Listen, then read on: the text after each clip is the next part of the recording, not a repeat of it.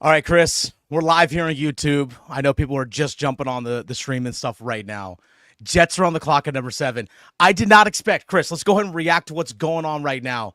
I did not expect the Jags to move up to number 2. Did not expect that. Travis Hunter getting picked second made sense, but Jacksonville going up to number 2, did not expect that at all. Yeah, they clearly wanted him. When that happened, I was definitely surprised with it. Kind of thought that maybe what the Browns were doing was maybe they were going to go for Shedeur Sanders, but they felt like maybe number 2 overall was too rich, and to Yeah. go back, that's not what they did. Mm-hmm. And so it's an interesting trade for them. They get Mason Graham, who's a good player for sure. I don't know how I would feel if I was a Browns fan about the trade, but good for them getting another first round pick. I mean, I guess that's a good thing for them. That's what you come away with, having an extra first round pick next year, and seeing everything else, how everything else is moving around. Very, very interesting draft so far. You know, and Mason Graham coming off the board is huge because I know a lot of Carolina fans and the Carolina Panthers themselves were actually potentially looking to draft Mason Graham if he fell all the way to number 8. That's why that trade there between Jacksonville and Cleveland kind of threw me off. I was like, well, you're passing up on the best wide receiver and the best corner. So do you take an offensive skill guy to compensate for that? I know you got the extra second round pick this year and you got the first round pick next year, but Cleveland taking Mason Graham, that kind of throws things for a loop if you're Carolina. So I'm really am curious to see what the Jets are, who are on the clock right now. Do the Jets go Armand Membu? If they go Armand Membu, that's a big time bonus, I'd say, for the Carolina Panthers, because then Jalon Walker's sitting right there. You got to sit there and think that if Jalon Walker's there, that's got to be the guy. And if Jalon Walker gets picked here, do you go Michael Williams? Where do you go? It's a major question mark right now, Chris. Yeah, for sure. Me personally, definitely Jalon Walker. Saw a tweet from Sheena Quick. I'm sure she's I'm guessing she's there at Bank of America Stadium. She said the phone has been ringing for Mr. Dan Morgan a lot. So we'll see what's actually the Panthers just tweeted. Panthers just tweeted we're on the clock. So unless something happens, Jets get Armand Membu. Okay. So that is happening. All right. So Membu's going to Schultz. Okay. So according to Jordan Schultz, Armand Membu is going to be the pick. I'm kind of following on TV here a little bit, so I'm trying not to spoil things a little bit too much. But okay, if Armand Membu is going to the Jets, Jalon Walker's sitting there, Michael Williams is sitting there, Tyler Warren is sitting there, Tetairoa McMillan is sitting there. You have your choice of guys. If you want the offensive weapon, you have your choice of two of the top guys in Tyler Warren and Tetairoa McMillan. If you want a top edge rusher, you have the options for either Michael Williams or Jalon Walker. I mean, this is following exactly what's being predicted, Chris. Jalon Walker is going to be a Carolina Panther. It has to be the case. Yeah, good situation to be in for the Carolina Panthers right now. Like, everything's literally falling your way right now. Because I am looking at Twitter, all right? If something does pop up early, do you want me to say it or not? Yes, absolutely. We're reacting live. All right, I just want to make sure. I'm literally looking at everything. Just to make sure we're all getting it in, because things are happening so crazy. Before we get there, since we're on commercial break on television, they said 250,000 people were out there in Green Bay watching this draft. 250? Yeah. That is Greensboro minus Apex. Like what? like why are that many people? I mean, cool. That's very cool visually for television. But man, 250. I would hate to be in the middle of all that. Like, you can just watch at home. But good for them for drawing that much. Green Bay, small town, but you can draw a lot of fans that way. I think that's pretty cool. Hey, look, as someone I've spent a short time living in Wisconsin, I can tell you right now, this time of year, it's nice and cool. Feels great if you're into that type of weather, and the cheese curds and brats are too hard to pass up. They're just too good. They're too good. Now, the question is, are the Panthers going to pass up on drafting Jalon Walker? Are you primed? If you're, for example, if you're the San Francisco 49ers right now, And you've already seen the top 2 offensive linemen go off the board. Offensive tackles. Will Campbell going number 4 to England. Armand Bembou going number 7 to the New York Jets. For a team that needs an offensive line, that to build their offensive line, do they move up to try and get it past the Bears or even past the Saints to try and get an offensive lineman? Do the Panthers, are they willing to take that move? Are they willing to take that offer? That's something I really am curious to see if Carolina is going to potentially field that phone call and say, yeah, we'll make a move down to 11. But again, you have to be willing to sacrifice and know that maybe Mykel Williams and Jalon Walker aren't going to be there. This is a fascinating situation. I think that things are really breaking the right way for Dan Morgan if they want this to be Jalon Walker. Here's something interesting, because I saw some people talking earlier, like since the Giants got Abdul Carter, yeah. What are they going to do with Kayvon Thibodeau? Adam Schefter just tweeted that they picked up his 5th-year option. So they are going to have Brian Burns, Abdul Carter, Kayvon Thibodeau. Their defense all of a sudden, along with Dexter Lawrence up front, goes up. Along with Dexter Lawrence, Sexy Dexy. So their defense automatically goes up a little bit. Yeah, North Carolina native right now. All right, so Panthers on the clock. I'm reading here on TV, 2 minutes and 30 seconds on the clock. What I'm seeing here on television. I'm wondering if Dan Morgan is just waiting until the last possible minute to see what comes in. Again, I'm trying to avoid all the spoilers and stuff. I'm just reacting live here on television, Chris. But to me, it's got to be Jalon Walker, right? I mean, it just makes too much sense. By the way, leave your thoughts in the comments. Leave your thoughts in the comments. I know I've seen Panthers season 1. David Hernandez already leaving thoughts in the comments here on YouTube Live. Leave your thoughts in the comments about who you think the Panthers should take. And also, once they do make this selection, let's react live to this thing. Yeah, I'm watching Twitter right now to see if anything breaks early. Panthers it says pick is in. TV says the pick is in. So Panthers are sticking and picking at number 8. Sticking and picking. Sticking and picking at number 8. This has Jalon Walker written all over it. David Hernandez just said, "Hey, I'm good with Jalon Walker." It has to be Jalon Walker. Has to be. And it just for the main thing, we talked about this before. Defense. Defense was last in the NFL. Yes, the offense could stand to be more explosive than what they were last year. Whoa, hit me. Hold up. I'm making sure I'm reading this correctly before I say it. Hold up. Hit me.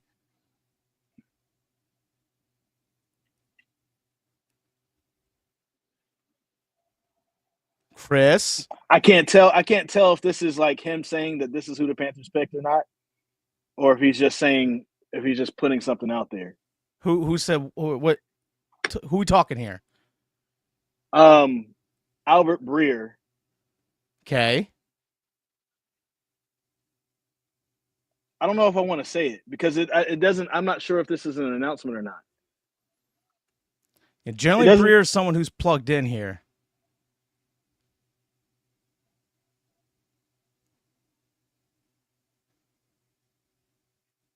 It's the way this tweet reads. It doesn't. It's like he puts out a name, but it doesn't feel like an announcement.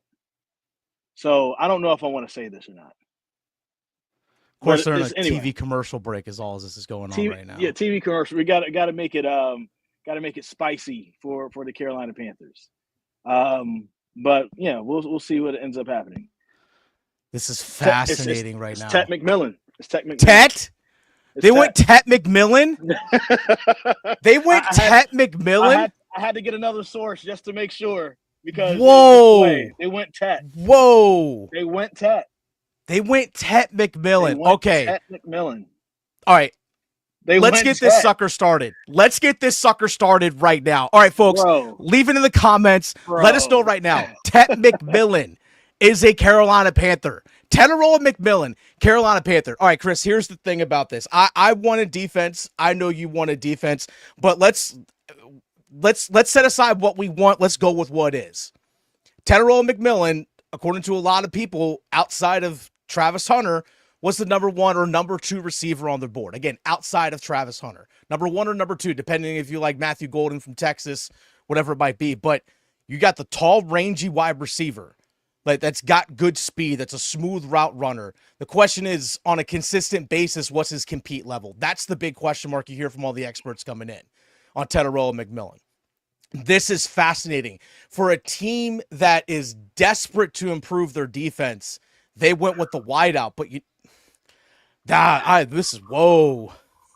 Chris, I need a pause here for a sec, man. I need you to take over. Pause. That's why like I didn't want to say anything at first because it was the way Albert Breer had his tweet. It was like Tet McMillan to the Carolina Panthers is a curveball, and I'm like, wait a minute, are you saying that that's who they picked, or are you saying that if they were to pick him, that would be a curveball, and so that is him. So look, anybody that comes in, of course, like we'll support them and we'll try to make sure that we're behind it all the way through and we're cheering for that person's success. But it feels like if you needed to use your first round pick that is in a top 10 on somebody, you needed to use it on somebody that we said could possibly be someone that later on, after their career is done, people are still wearing their jersey in Bank of America Stadium. Not saying that can't be Tet. Maybe there's something it might that they be. know about It very Tet, well could be. or that they see about Tet that's that person. But it really feels like you needed that next person on defense, especially when you had the worst defense in the NFL. Yes, you had a great time. You did a great job, in free agency so far on defense. But you definitely needed more. And look, there's more picks to go for sure. You can definitely use more picks. But there are more picks to go. That's something that just it's flooring me right now. So right now, I'm just at this point where I hope Tet proves me wrong. I hope he ends up being, the best wide receiver ever for the Carolina Panthers. I'm just not sure if that's going to happen. This feels like boom or bust. This feels like it could be, man, Bryce boy. Young gets that number one guy. Bryce got that number one guy, or you didn't. I mean, obviously, it's one thing if you're like a number 2 wide receiver, but this is an X receiver. Yeah, here's Goodell here out on TV now as we're getting the actual official. Tetairoa McMillan. Wow, this my mind is blown. My mind is blown. So this is the big body X receiver. 6'4", 210 pounds, 10-inch hands, so big hands. Sorry, 220 pounds. My apologies on that. 31.5-inch arms. So he's obviously got the length. He's like a smooth strider when he runs.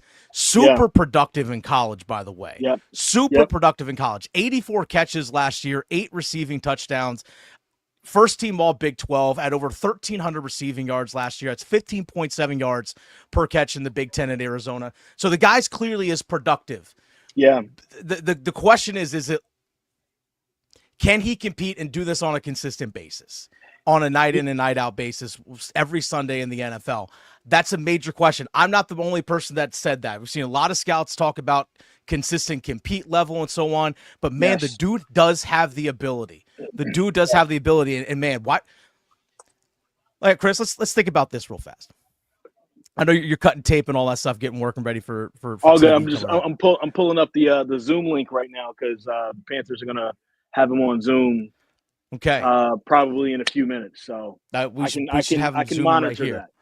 But think about this. So Tetairoa McMillan, for those who are just joining here on YouTube Live, Tetairoa McMillan is a Carolina Panther.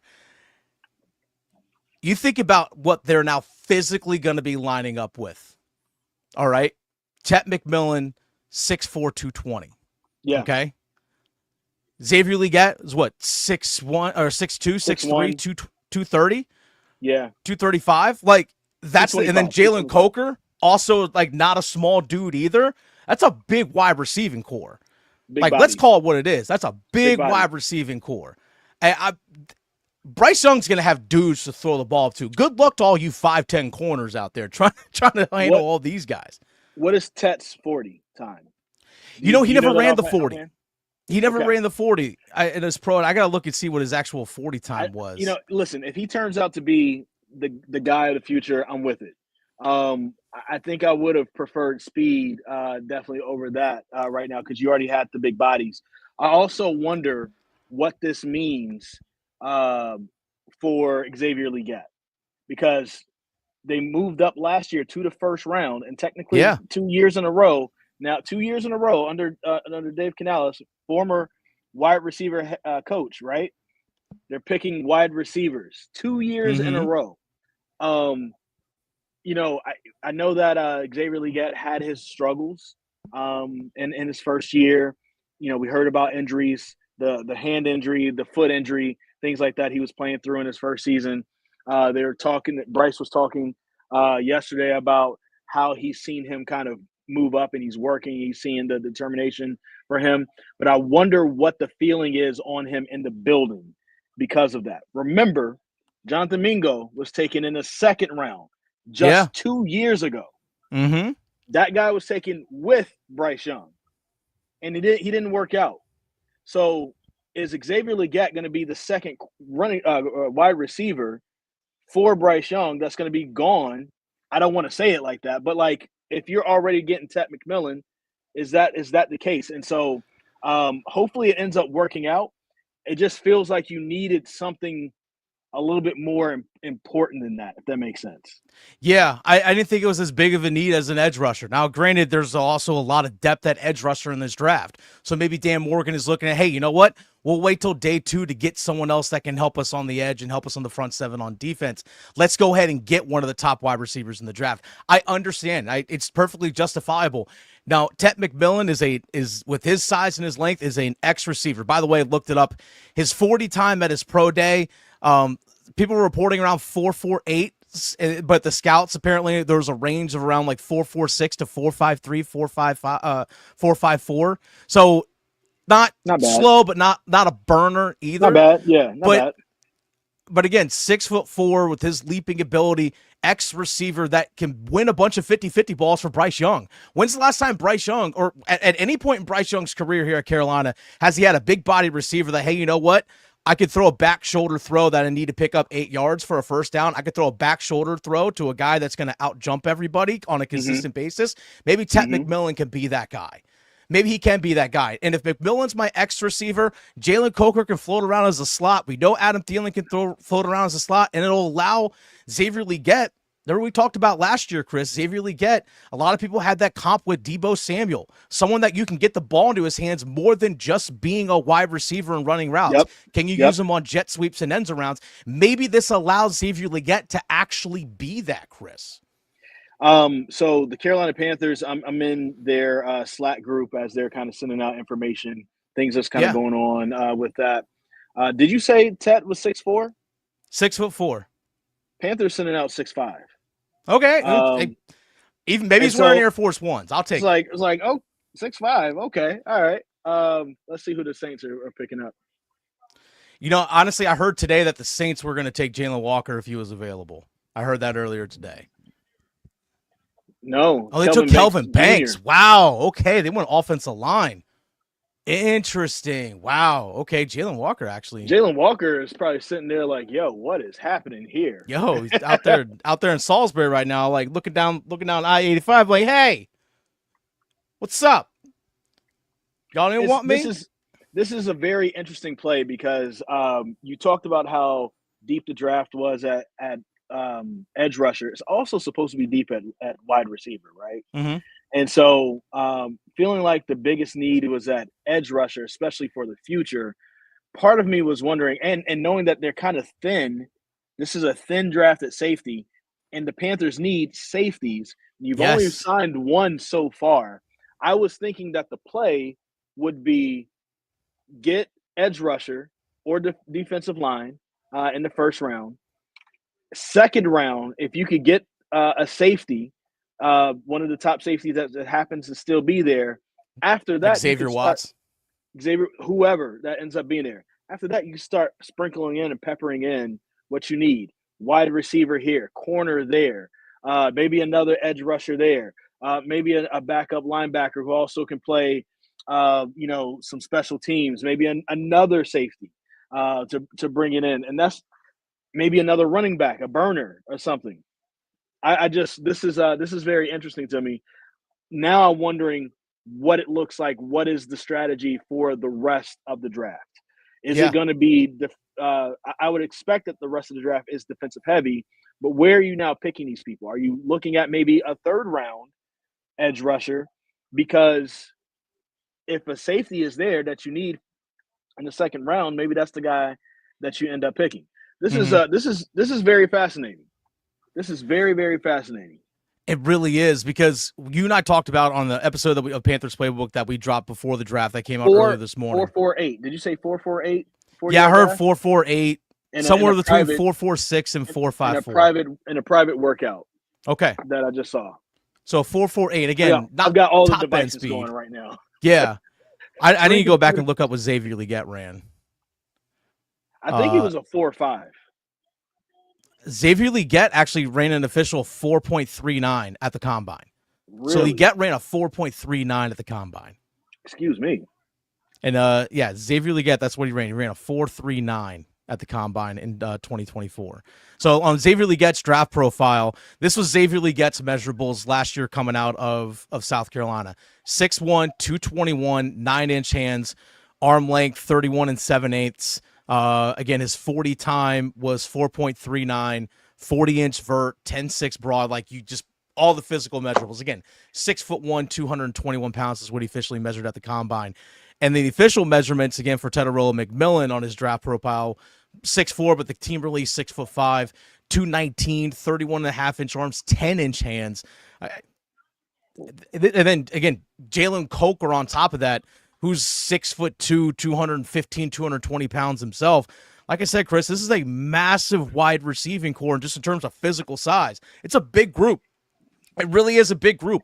Bryce Young should be able to, with all this size and length, should be able to put the ball down the field much better this season. Pause. Yeah. Sorry, if you guys see me moving around, I am currently putting together my sports cast. And I'm monitoring everything. I'm going to show you my setup back here. Boom. Got the TVs on. Got the quad set up on the one over there. You got the big one. Then I've got my computer right here for this is where I'm waiting for the Zoom, and we're going to talk to Tat. And then this is my editing computer, and then that's my other computer back there with the mess over there that you see. So I've got all the devices. I got 2 phones going. A lot happening right now on draft night. This is just a look into what it's like to be a local sports anchor. So it's what it is right now. But man, here's the thing you mentioned. Let's recap this here, Chris. Tetairoa McMillan being a Carolina Panther. You mentioned this a little bit ago. We've had a lot more people join us here on YouTube Live. Keep the comments rolling. We're actually going to dive into the comments here from you all here in just a second. But you mentioned a wide receiver coach, position coach, then turned quarterback coach, turned head coach, last 2 first picks. Wide receivers. And, you know, go ahead. I'll let you go. I say, and you got to also anticipate that after the season, Adam Thielen's going to be gone. So your top 3 receivers anticipating are going to be McMillan, Legette, and Coker. All 3 guys on rookie contracts. That's something to keep in mind. Along with Jadeveon Sanders on a rookie contract, Bryce Young would still be on a rookie contract. That's going to allow them to spend money in other places. Let's keep that in mind. This is not just a move for this year. This is a move for the future as well. Again, I want a defense, but I see the justification for it, Chris. It's not a bad pick, right? I don't want to come off as that. I don't agree with the pick, but it's not a bad pick whatsoever. Yeah. Because like you do see the strategy right there. Everything that you just pointed out, Bryce Young, Legette, Coker, McMillan, and you just signed Chuba, so you got Chuba there under control. Now you got to figure out what you're going to do with our 2 tackles, Moton and Icky. But other than that, like you have a lot, Jadeveon Sanders, you have a lot of the offense, the core of the offense already in. It's already in, signed. Next, 3-4 years, 5 years, everything's mostly together, right? Before you have to start making decisions on who you're going to cut, who you're going to pay, who you're going to trade, that type of thing. It looks good. My biggest concern with this pick is not that, he's not going to be good. Is he going to be worth the number 8 overall pick? But 2, when you have, again, the 32nd ranked defense in Yes. the NFL. Yes. Yes, you did a great job in free agency and bringing in a lot of guys. But also, I was thinking you could already look at the wide receiver room and see a future there. If you already see it for Xavier Legette and Jalen Coker, right? And then from there, you could start filling it in. But what's your future at edge rusher, right?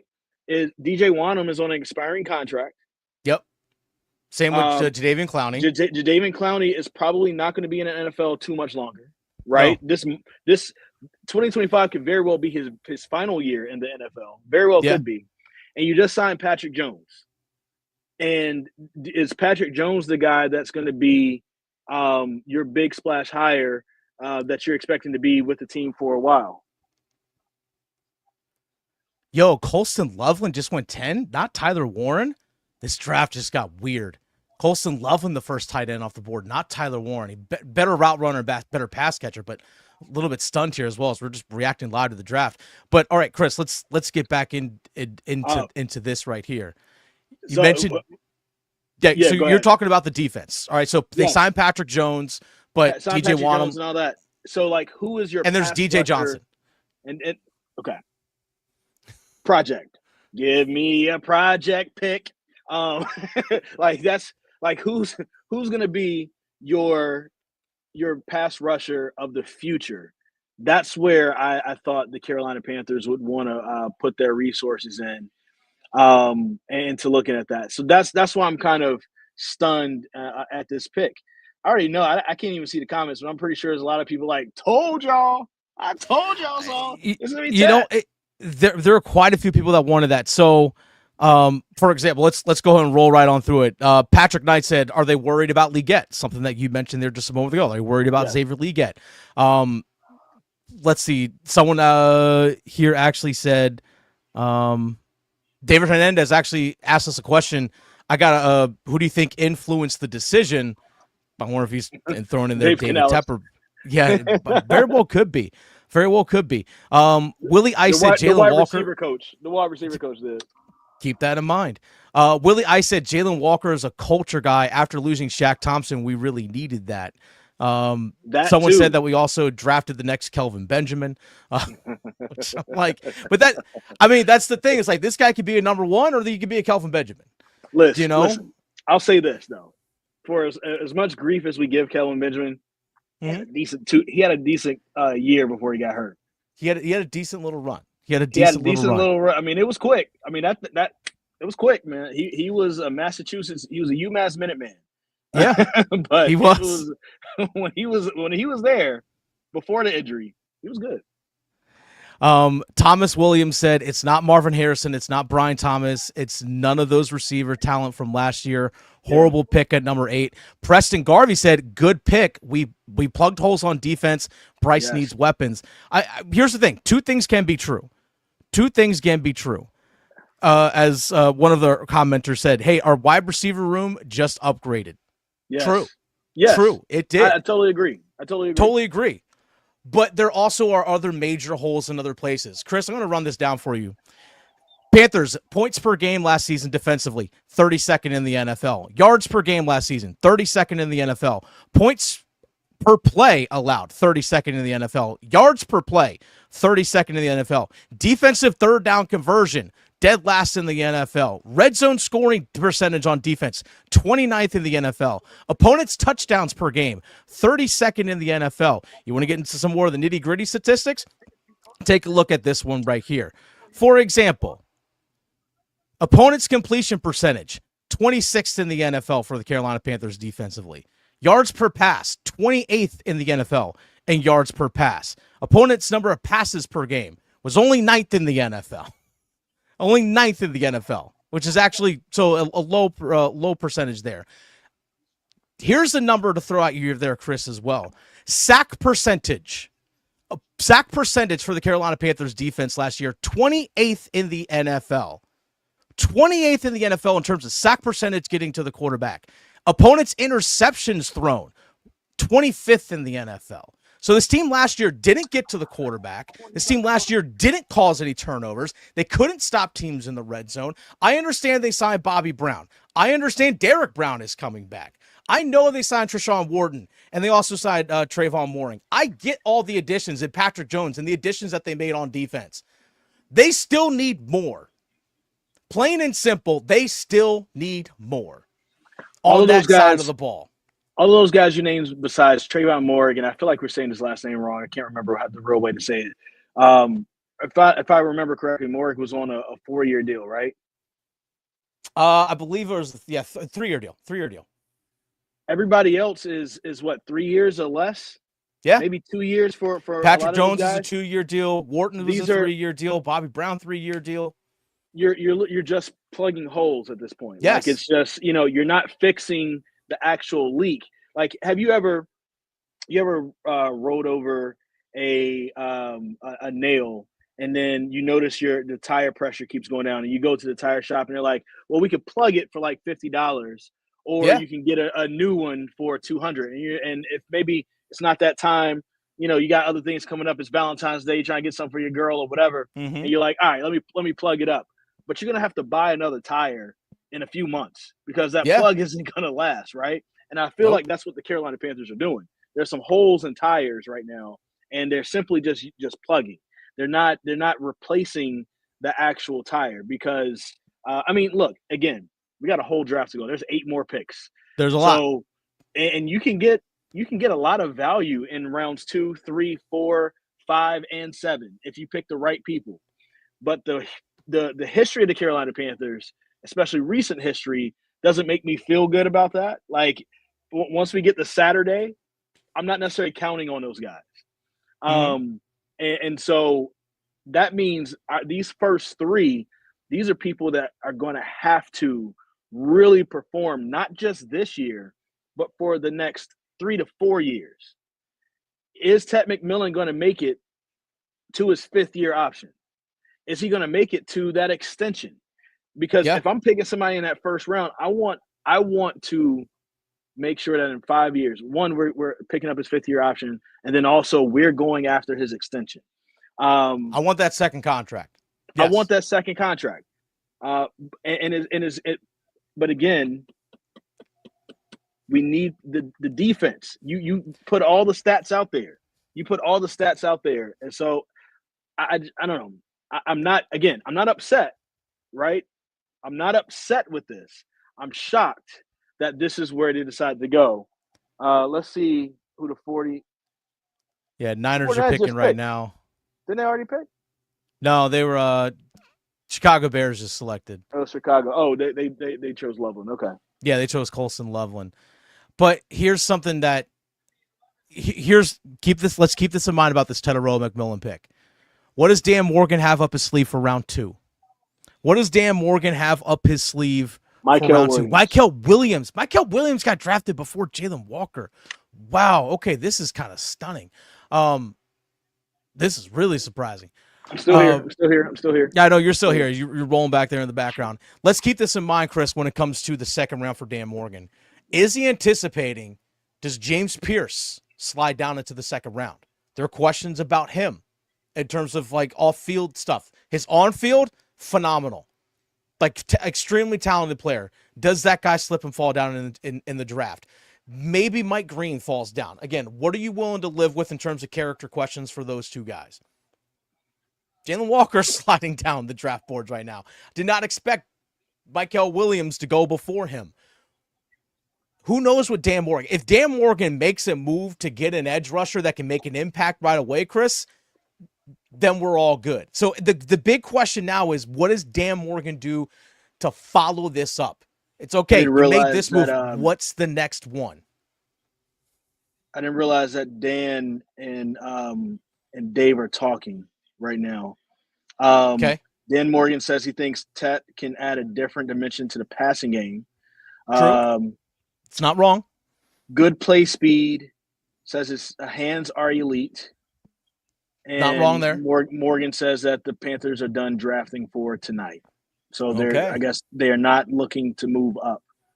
in the It would draft. cost a lot to move back into the It would first round cost since the a pick lot. 57. You're And talking you about just did it last future year. picks. Yeah, you're talking future picks to move up into the first round. Okay, here's a quote right here from Canales. Okay. Unless somebody blew us out of the water, we were going to take our guy. So according to this quote, it was Tet all along for them. Yeah. So maybe they were, kind of, playing things a little bit because, it felt like they tipped their hand to Jalon Walker. Just like they tipped their hand last year to Xavier Legette. You kind of knew Xavier Legette was going to be the guy, and they tipped their hand. So maybe they wanted to fight against that this year. Maybe maybe the move was, hey, we want everyone to think that we're taking this guy. So if you really want him, you got to come get him. Otherwise, we're just gonna sit there and take our dude. That's interesting. Interesting saying that. I guess unless they were being blown away, they weren't going to. So I'm wondering what they didn't see in Jalon Walker, Michael Williams, those guys, those top end edge rushers, because you need an edge rusher. I'm gonna keep saying that. What they didn't see in that guy and those guys that they did see in Tetairoa McMillan. I feel like the draft is moving a lot faster than what it normally does. So here, all right, let's go right here into our YouTube comments here. Everyone joining live, thank you all so much for this. By the way, Jay Norman said Panthers are a disappointed team right now. But Benjamin Michael Owen posted this here on our YouTube live chat. The pick of McMillan is a strategic move aimed at immediate offensive improvement with the hopes that subsequent draft picks will balance the team's overall defensive composition. I get what you're saying. But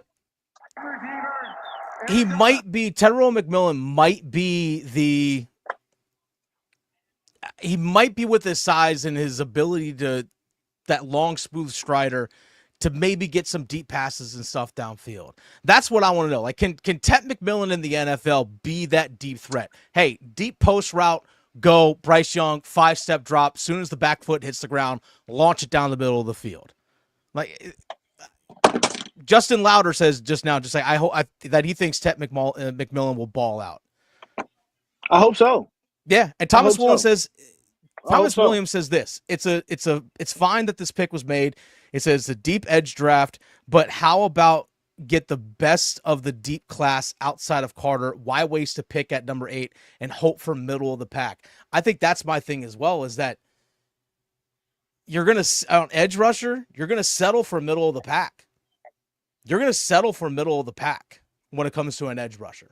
That's what you're doing. You're going to settle for middle of the pack. You're going to get another Amari Barno. You're going to get another DJ Johnson. You're going to get another person that you hope turns into what Patrick Jones was able to do last year for the Vikings. You're going to get another DJ Wanham. You know what I'm saying? Like, that's the thing.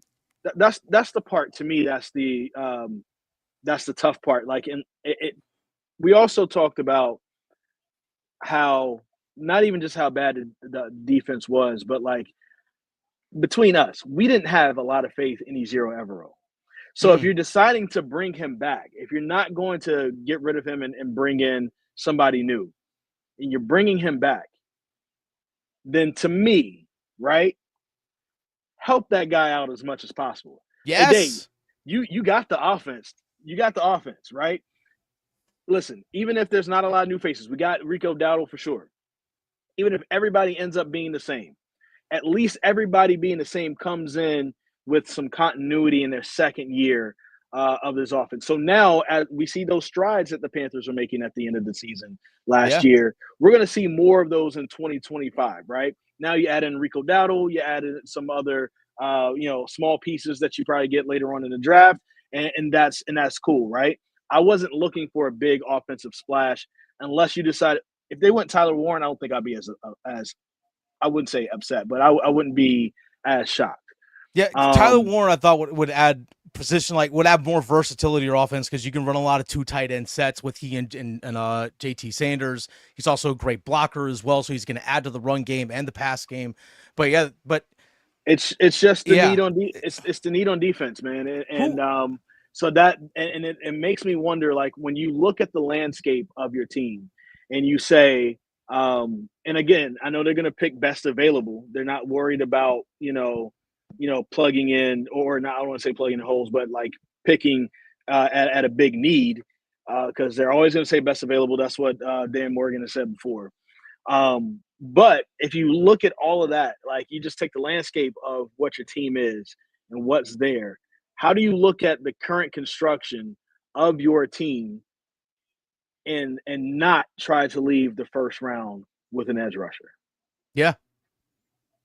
Like that's the part that's the head scratcher to me. It's like, yeah, really? I'm with you. I'm with you on That's that. what we're It's for everything we talked about with the defense. Okay, you can say you added a playmaker on offense. Yes, Derrick Brown's coming back, but who's the true playmaker on defense? Mm-hmm. Like, is it J.C. Horn? Because last year we saw J.C. Horn on defense with Evero's system get stuck in the boundary, which is the short side of the field, so the side of the field closest to the hash mark where the ball is lined up. We saw J.C. Horn get stuck in the boundary and not follow the top receiver for the other team. So we never got a chance to actually maybe be that playmaker as a consistent, hey, I'm going to go guard the number one guy and follow him around the field for a man coverage situation. We never saw that last year with J.C. Horn. So who's the playmaker? Who's the real disruptor on the front? We know Derrick Brown is a tremendous run defender. Pass rush needs a little bit of work still. To me, that's the next evolution of Derrick Brown. But where is it going to come from on a consistent basis? I think they're going to be, based off the signings that they made, much better at stopping the run. I think that's a given. But what's next for that defense in terms of getting playmaking, putting the offense in a position where, yeah, you know what? It's 3rd down and 7. The ball's at the 45-yard line. Can we get a stop? And actually maybe even force a turnover that puts the offense in a good field position where they can capitalize with their personnel? Or is the offense going to keep having to start from their own 20-yard line again? Like, that's what the defense can do as well. Again? What was that the sack rate last year for the Carolina Panthers, their sack percentage, 5.69%, 28th in the NFL. 28th in the NFL. 28th. Listen. This team gave up over 3,000 yards rushing last season. Listen, it gave up the most points in a season in NFL history. A lot of what they added on defense also was, that the middle of that defensive line where you're going to rotate guys in and out anyway. Those are mostly run stoppers. Those guys can get to the quarterback. Deshaun Wharton can get to the quarterback, right? Yeah. You're working on that with Derrick Brown, but ultimately you needed, a full year DJ Wanham. Maybe he does get 8 sacks. Maybe him and Patrick Jones looks pretty good together. Maybe Patrick Jones adds in 5 or 6. But again, Wanham is on the last year of his contract. Patrick Jones signed a 2-year deal. Like, what is the plan in the future? Okay, looks like we're going to get started on Tet in just a second. We'll see what happens with that. Let me ask this question, Chris. For the front 7 of that defense, who scares you about getting to the quarterback? Like, if I'm an offensive coordinator game planning against the Panthers right now, if I'm the offensive coordinator for Atlanta or for New Orleans, whomever, and I'm going against the Panthers defense, when I know I got to drop back and throw the ball, who am I scared is going to get to my quarterback right now? Like, who scares you? Derrick Brown scares me in the run game. I know I got to take care of that guy on the interior, but Derrick Brown, again, isn't the elite level pass rusher from the interior that some guys are. Best run defending defensive lineman interior in the entire NFL. The pass rush has got to get there. We also got to wait and see what he's going to look like coming off of his knee injury as well. That's something we got to keep in mind too. But who scares you about getting to the quarterback? Getting to the quarterback, nobody scares me right now. Who's scared? Exactly. Nobody right now on the Panthers defense scares me. Nobody. But if I'm, I'm not an NFL guy. I'm not an offensive guru. I'm scared running the ball a little bit, but let me maybe run towards the edges. Like, we can set our edge on offense, right, and run towards the edges, kind of spread them out a little bit, and then pass over the middle with the soft zone that the Panthers play under Xavier. I feel like I can still get the ball down the field. I feel like I can still get the ball down the field. Yeah. So that's the part for me. That's the worrisome part. Kenneth Grant. Yeah, Kenneth Grant off the board, So defensive tackle from Jalon Michigan. Walker still there. You know, I actually saw it was Daniel Jeremiah posted his latest mock draft. He did the one final one going in today, and he actually had Jalon Walker going all the way down to number 15 to the number 15 all the way down to the Atlanta Falcons. I bet the Colts are sprinting to the podium right now to draft Tyler Warren. Sprinting to the podium to draft Tyler Warren right now, without a doubt, because they wanted a tight end. Sprinting. But yeah, Atlanta might be sitting there going, Jalon Walker? Okay, let's go. Now you got to face the guy twice a season. Right. That's but knowing Atlanta, they're gonna do an offensive guy and not use him very well. They'll draft another running back. That's what they'll do. They'll draft another running back. Panthers season 1 said the rest of the picks need to be defense. That would be, I completely agree with that, I should say. Thomas Williams said the player himself, referring to McMillan, is cool, but it's just a waste of the 8th pick overall, especially if he isn't a generational talent. They could have taken the second best edge rusher in the quote deep class. So Panthers season 1 just said, we need to trade with the Falcons for Tyler Warren or Jalon Walker. If you're going to try and trade with a team in your division at the draft, I'm sorry, there's a tax on that. Plain and simple. There's a tax that's going to be put on They said that. they're done for the first round, which at this point, I don't know if it's worth it to trade up into the first round because you're going to pay for that. Yogi Bear just really pay for that. Yogi Bear just said, watch Atlanta draft Shedeur Sanders.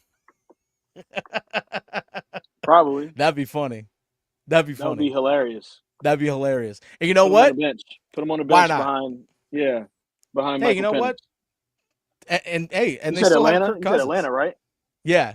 Yeah. Oh man, Kirk Cousins will be pissed. He's like, wait a minute, I lost my job to 2 DEI hires? What? Easy. Hey, settle down there, buddy. Hey, he's still getting paid. Still getting paid handsomely. All right, so let's recap this here real quick. So I know we've had a lot of people joining us here. By the way, thanks everyone to join here, Panthers Playbook Live. First time Chris and I have done Panthers Playbook Live. This is pretty awesome. David Hernandez said it best right here, and this is what we're going to get back into. He said, look, what's done is done. Hoping the best for T-Mac. Tyler Warren to the Colts. You're absolutely correct. Absolutely, yeah, 100%. Gosh, that was like a dream for them. But David said it best. What's done is done. Let's hope the best for Tetairoa McMillan. And I think he's right.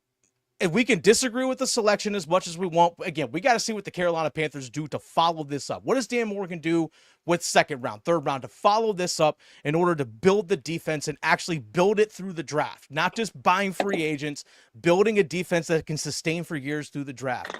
But it looks like we saw the emphasis last off season with free agency and with the draft. Emphasis on building the offense. Last year we saw Xavier Legette drafted first round, Jonathan Brooks drafted second round, JT Sanders drafted in the 4th round. And then this year we've already seen Tetairoa McMillan get picked up as wide receiver number 1. No free agent signed as a wide receiver. You brought back, obviously, Adam Thielen, Legette, Coker. You brought back David Moore as well. If you're looking at what Bryce Young can possibly do with a guy like Tetairoa McMillan, again, the size, 6'4", 6'5", 220 pounds, runs around a 4.48 in terms of speed. Good, not great, not a burner, but good speed. And the big 10-inch hands and the 31.5-inch arms. A guy that can win 50-50 balls as an X receiver. Again, the X receiver is the guy that's lined up on the line of scrimmage, split out wide. That is something that he is going to be for this team. Mm-hmm. Now, I don't know if the wide receiving core has the game-breaking speed. They don't have that burner. They could still potentially add that guy later on in the draft. But giving Bryce Young this option for a wide receiver, another young wide receiver that he can grow with, that's something to keep in mind as well, Chris. The Panthers offense with Jadeveon Sanders, Xavier Legette, Tetairoa McMillan, Jalen Coker, still have Chuba Hubbard, Bryce Young coming back, Ike Ekwonu. Like those are all guys, with the exception of Hubbard that I just mentioned, that are all on rookie contracts. They're going to be building up for the next few years together. And what we saw the offense finish last year, Chris, especially that high note with especially the game against Atlanta to close out the year, you build on that by adding another big body wide receiver to the mix. I think should only elevate Bryce Young's play. Elevate Bryce Young's play. What is the outcome of the 2025 season that would make you okay with this pick? And I was just thinking about this as I'm kind of getting my work together here. And what I was thinking about is if the Panthers offense, where they finish in offense, like 23rd, 24th in that range? Points per game, 23rd in the NFL in points per game. Yards per game, 29th in the NFL. Yards per play, 24th in the NFL. Third down conversions, 26th in the NFL. Red zone scoring percentage last year, 8th best in the NFL. They're actually really good offensively in the red zone. If you're going to do this for this pick, right? Like, and that's bottom half of the league. That's not as good. And bottom third even. But if you're going to do this pick, knowing what you needed for defense, because the defense was a lot worse than what you had on offense, this better bring you up to the top 12 to me. Mm-hmm. I don't know if one player can do that. That might be a little ambitious. Maybe not say top 12. Let me say top 15, right? Let's go top half. Half. You better be top half of the league on offense next year to make me feel okay about this pick. Yeah. Because let's say if you don't walk out of this draft with an edge rusher that has the ability to perform and be very productive for you, right? And we won't know until we actually get to the season, but you give yourself a higher chance picking that person in the first round. If you don't get that person in this draft, and let's say the defense is a lot better at stopping the run, but overall still about the same thing. We don't really get to the quarterback like that. We stop the run. We have decent coverage, and that's about it. Better tackling, that's about it. The offense better be in the top half of the league next year. That's all. Better be. Like they have to improve. That's what would make me happy with this pick. But again, this isn't anything against Tet. This isn't like, hating on him. Support to the dude. Hope he does well. Hope he's one of the greats. Whatever jersey number he chooses, I hope I'm wearing that jersey in 20 years. Yeah. I'm with you. It's just one of those things where right now the need is a little bit different. And you need a defense very, very badly. Looks like Tet is supposed to be hopping on any second now. Okay. With this Zoom. So you see my other laptop, where the laptop at is right here. He's gonna get it.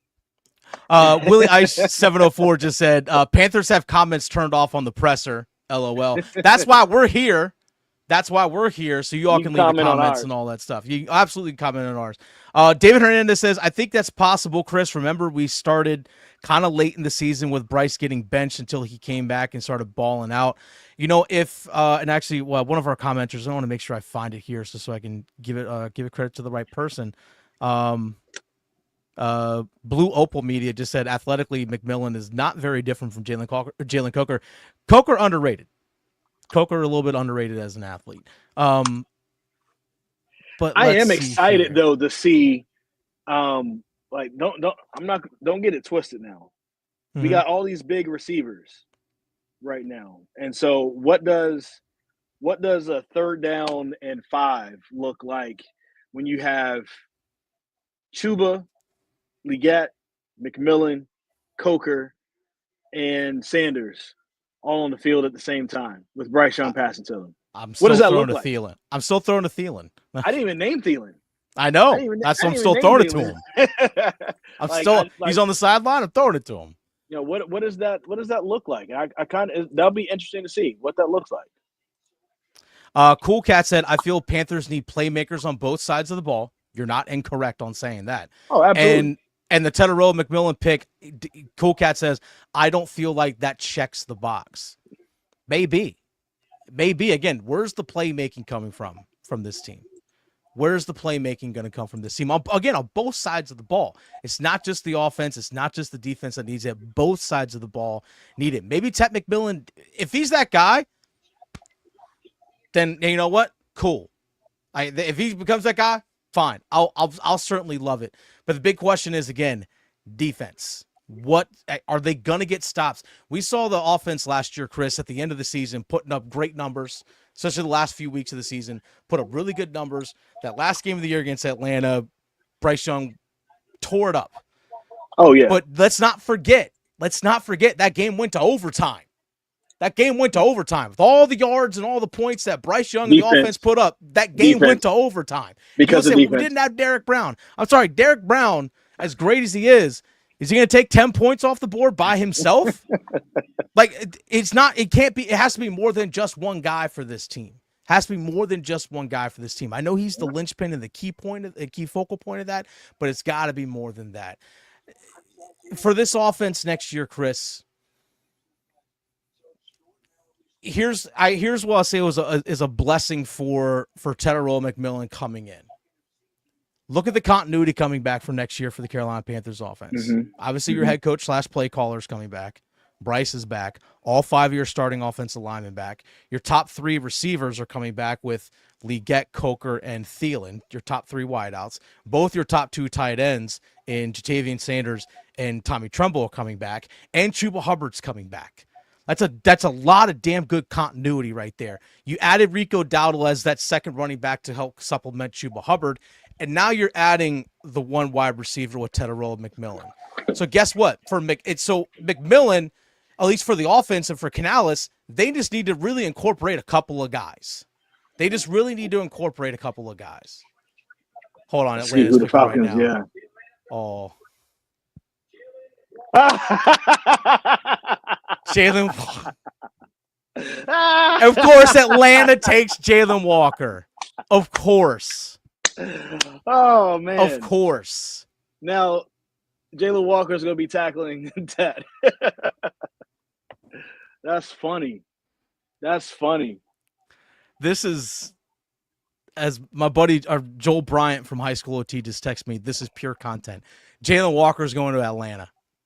He's going right down from Salisbury, North Carolina, went right down I-85, drove through Charlotte, right through that South Carolina, through all their potholes, down to Atlanta. Man. Let's bring this up as well, because we said this earlier. Of course. We said this earlier, but maybe people who joined late didn't hear us. But like 2 years in a row, you're picking a wide receiver in the first round. And then, of course, 3 years ago, you bring in Jonathan Mingo, who didn't work out, right? And the year before that. In 2021, Terrace Marshall Jr. Exactly. Who's not on the team anymore as well. So, and he was a third rounder. So, right now, we're not looking good. Oh, he was a second rounder. Was he a second? I thought he was a third rounder. Yeah, he was a second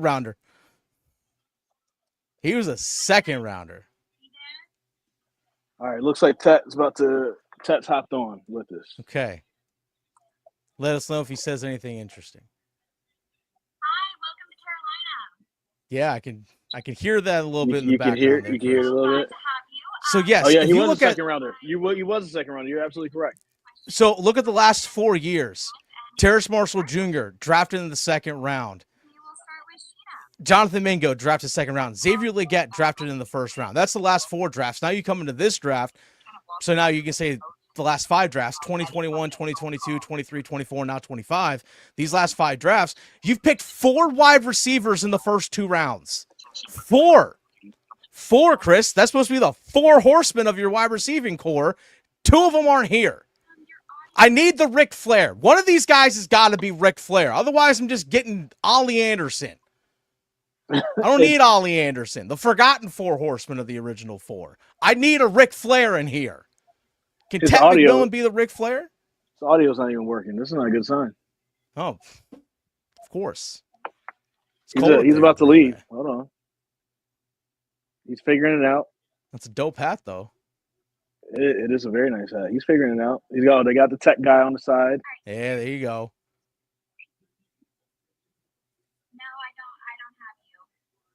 Oh, see, man. look at that. Look at that. I got you now. You're good. Oh, wait, is he there? He's there. Okay, we can't link up to this because we don't have authorization and all that kind of stuff. But Yeah. Here's actually Mr. Mr. Boombastic just said 4 wide receivers, no Pro Bowlers, nor all pros. Yeah. He better be what's my man? What's my man from Cincinnati? Not Chase. He better be T Higgins. Yeah. He better be T Higgins, man.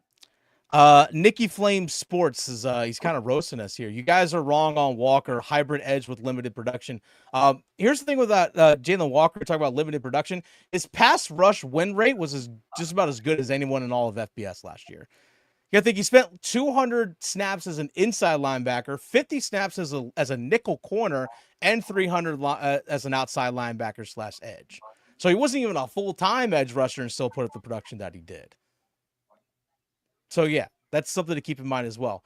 Yes, Nikki Flame Sports says, yes, T-Mac is literally 6'5", jump ball monster, and an after-the-catch monster. But saying he doesn't run a 4.3. I never mentioned that he doesn't run a 4.3. I just want to know, can he be a true number 1?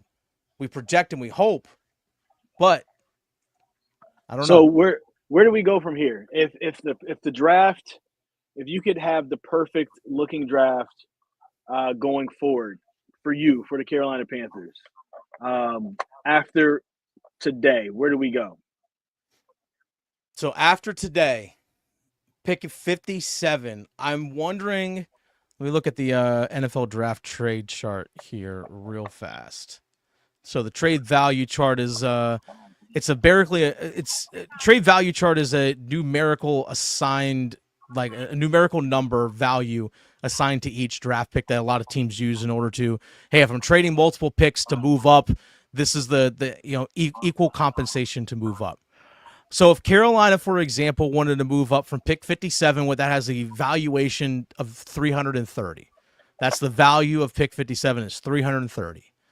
If they wanted to move up to, let's say, Chicago at number 39. Chicago at 39, which is actually ironically Carolina's pick. That's part of the Bryce Young trade. Let's say they want to go from 57 to 39. The 39th pick has a valuation of 510.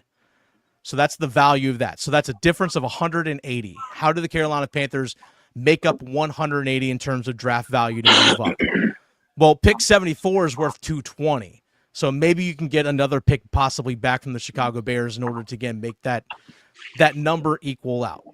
So that is something to keep in mind as well if you're Carolina. Do you move up to, do you trade your 3rd round pick and your your 2nd and 3rd round pick, which is a combined value of 550, which could get you up to Tennessee or Jacksonville, 35 and 36. That's something that you do, but then you're losing a pick in the process. Yeah, it's a little too rich for me. So exactly, it's quite rich. Now, if you want to move one of your 4th round picks, let's say the first 4th round pick has a value of 72. So pick 111 for the Panthers. Again, they have 2 4th round picks. So that's the value of that is 72. That can put you right around pick 49 to the Cincinnati Bengals or pick 50. So you have a chance to possibly move up 7-8 spots. Is if they want to sacrifice one of their 4th round picks to do it. If they want to add on top of that, let's say tack on one of their 5th round picks. So they use a 2nd, a 4th, and a 5th to move up higher in the 2nd round. You're possibly looking to move up to just ahead of Atlanta, maybe to pick 45. That's what it's going to cost you to move up if there's an edge rusher that falls to you.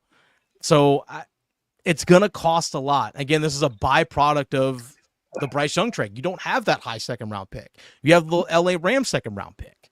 With the Panthers' history of moving up for pass rushers in the NFL draft, I say just let whatever fall to you for that. We'll see. They only moved up 1 spot for Xavier Legette, so I'm not gonna get him. Only 1 year for him. So I don't think that we have a full scope of what he is or who he is, what he's gonna be. Yeah. We pretty much knew after 1 year DJ Johnson's not it. We've seen him now for 2 years. He's not it, right? And you moved up for that guy. At this point, I just don't know if you can afford to move up, and just the track record isn't good for the Carolina Panthers moving up to get guys. So, hey, let people fall to you at this point, unless there's a situation. Only trades I was thinking of is like first round if somebody came to you with something amazing and you decided to trade back or whatever to get more value and get more picks later on. But that didn't happen. At this point, you might as well stay unless you're moving up in the fourth round and you're willing to sacrifice your seventh because the seventh, whatever. Yeah.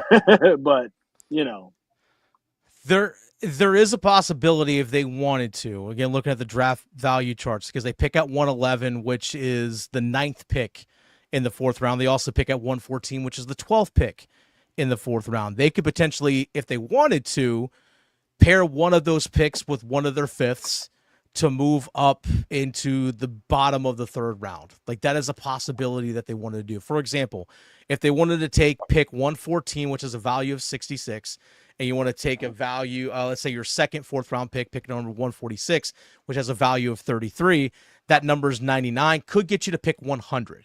Like, if there's someone that falls down into those compensatory picks there at the bottom of the third round, that is a possibility for them as well. I'd be much more comfortable with them moving into the bottom of the third round and sacrificing a fifth round pick to do it. I'd be much better with that. So there is a possibility that they could still make multiple picks in this draft. I actually said coming into the draft, I said it earlier this week on radio, they came into the draft with 9 picks. I anticipated that they took less than 9. Knowing Dan Morgan's willingness to move up and down the draft, I think they take less than 9 picks. Do not be shocked. Do not be shocked tomorrow if we see Carolina either move up in the second round or move back into the bottom of the third round. I would not be surprised by that. That's where I'm thinking, Chris. I'm leaning in to listen to him. He's good now. He got on another computer. He sounds like he's good here and all that. Trying to see if I can hear anything.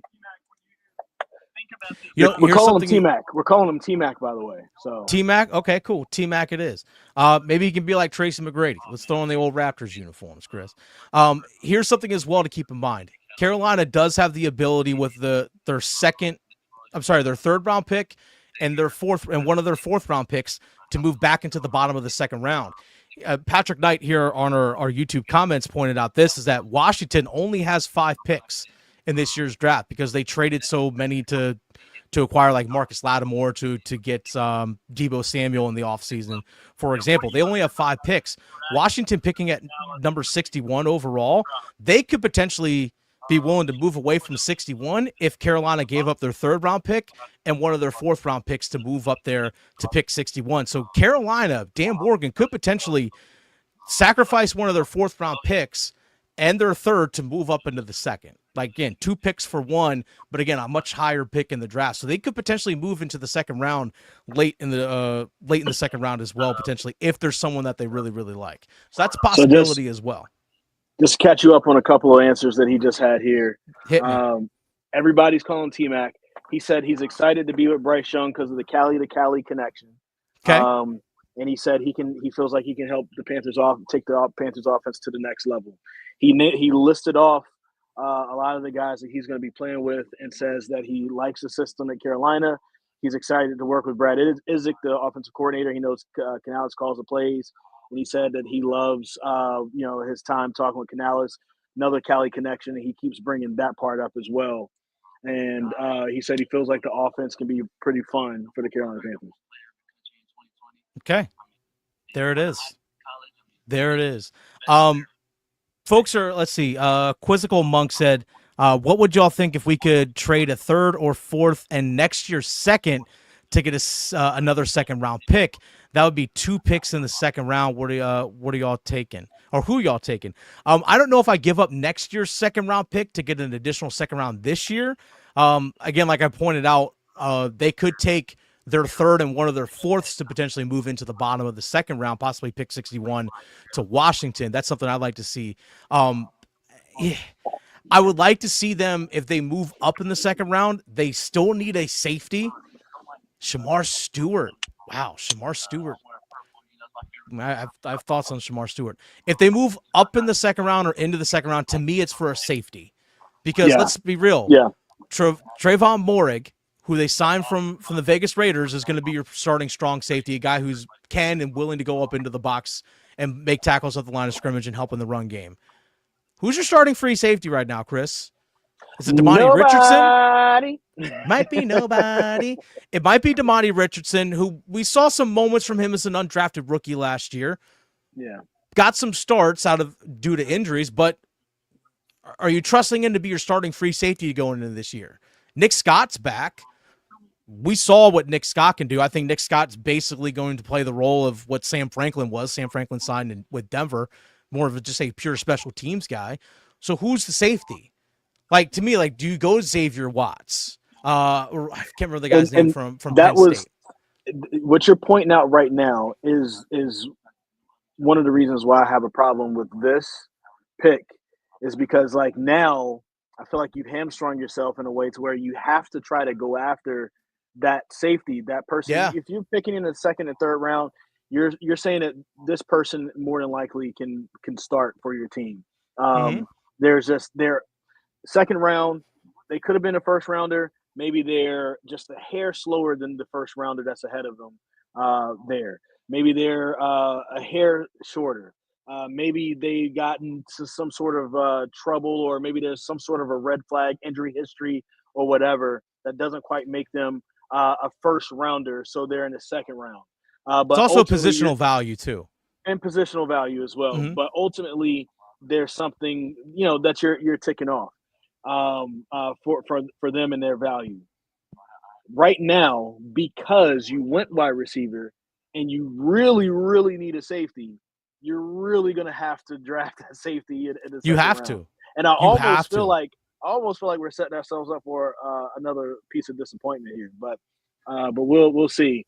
Just to catch you up, just listen to more on this. He was talking about his excitement of playing with Bryce Young and said how he's followed Bryce Young.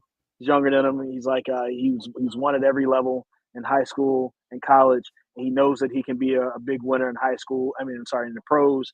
And he's looking forward to possibly being a part of that. Okay. Well, I'm sure Bryce Young is going to get that guy out somewhere, throwing footballs as soon as possible to that guy. But for the draft, looking forward, I know we've been kind of circling back around here again. Everyone that's jumping on here on YouTube Live with us, thank you all so much. If it's your first time joining us here in Panthers Playbook, please subscribe. You guys are awesome. You guys are absolutely awesome. But we're also getting a lot of questions about what the Carolina Panthers could possibly do in the second round. I think by drafting a wide receiver here, number one, over with their first pick, is that it puts them in a position where the spots where they truly have needs, safety, edge rusher, you have to now target those guys specifically, and you might now have to reach. Like, hey, we need a safety out there.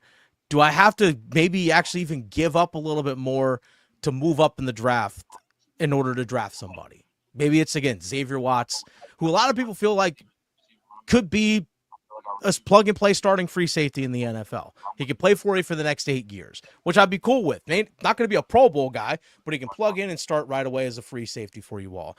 Someone actually asked us about Nicky Manwari, the safety from South Carolina, who's kind of sliding down the boards a little bit. Is there a potential that they could move up into the bottom of the first round? We heard Dan Morgan say, Chris is giving me the hold up here 1 second. Yeah, I just want to say, just cutting in on some of the things he's saying, I thought this was interesting. He said he was asked by Mike Solarte from Spectrum, what do fans not know about your game? He said, my versatility. He was like, I feel like I can play any position, X, F, or Z, for a wide receiver. And he's like, I feel like I'll be in a wide receiver room with other guys who can do that. And he feels like that's going to be something that's going to be unique with him on the field with the Carolina Panthers. So I thought that was interesting. Okay.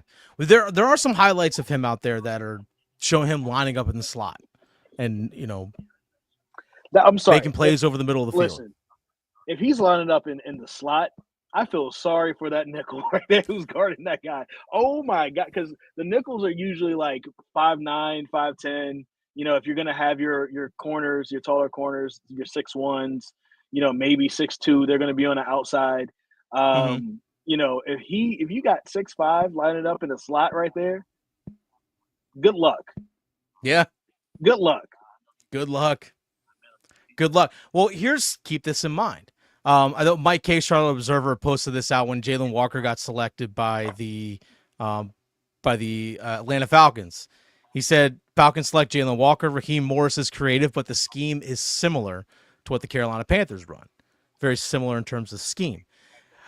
We saw last year opposing offenses against the Carolina Panthers defense use their number one wide receiver in the slot a lot.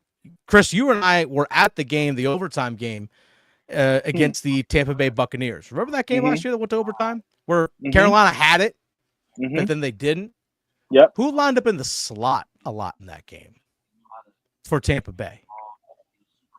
Was that where Mike Evans lined up? Mike Evans lined up a bunch in the slot that game. A bunch. We saw CeeDee Lamb against the Carolina Panthers line up where? A lot, Chris. Slot. In the slot. So depending on how these defenses are, how we're seeing a lot of like the too high safety look in the NFL nowadays because teams were taking the top off. So you're starting to see the too high safety look. That's why you're starting to see teams run the ball more. It's like, okay, if you're going to bring a safety out, we're going to run the ball if you're not going to have guys up near the line. So with the too high safety look, maybe I get a matchup, like you said, on the nickel corner if it's man-to-man, or depending if they're like on what's known as a cloud coverage or is cover 4 palm, some call it cover 7.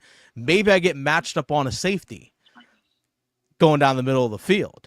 So if I could take a guy who's 6'4", 6'5", decent speed 4.48, and he can line up in the slot, that potentially has to go 50-50 ball over the middle of the field against the safety, I'm taking the 6'4", 6'5" guy. So maybe that versatility is something that he can bring to the offense. And then I can have, with his speed and his size, if he's able to stretch down the middle of the field, if he does bring that versatility and line up in the slot, that's where I can take Legette underneath with his speed and his size on a drag route where he can catch and run, or Jalen Coker on intermediate routes, or Jadeveon Sanders doing some of those similar things. Maybe that is versatility that he can bring to this Panthers offense. Something that, when's the last time the Panthers had someone that could actually run down the middle of the field and threaten things? Maybe Jadeveon Sanders can be that guy, but the last time we had that guy, Chris, the guy's name was Greg Olsen. He just called Bryce Young. Sorry, just to clear him really quick. He just called Bryce Young the best player he's ever, one of the best players he's ever seen in his life. Okay. So saying all the right things? Keep going. Keep cooking. Saying all the right things. But if you look at if McMillan says that versatility is something that he can add, he's like, hey, I'm not limited to just being an X receiver. If they can actually have someone that can work down the middle of the field, that's something that Bryce Young really hasn't had yet. A guy that can truly work between the hash marks. If he can do that too. Now, maybe that's, again, maybe he motions in from the outside and then releases off the line of scrimmage and gets open in the middle of the field. Maybe that's it. And then now I got a linebacker that's going to try and keep up with the guy. Good luck. Yeah.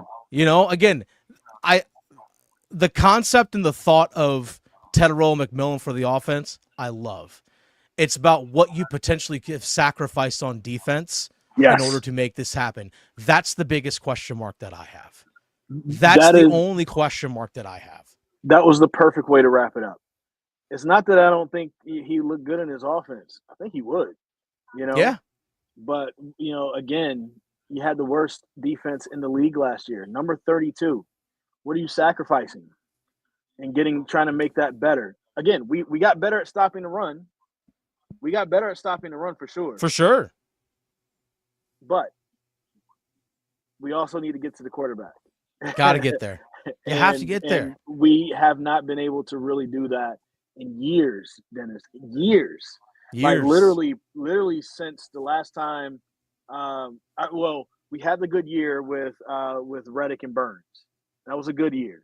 But before that, when it happened consistently, was last time Julius Peppers suited up for it. Mm-hmm. Yep. So it's that was a cool 1 year with Reddick and Burns.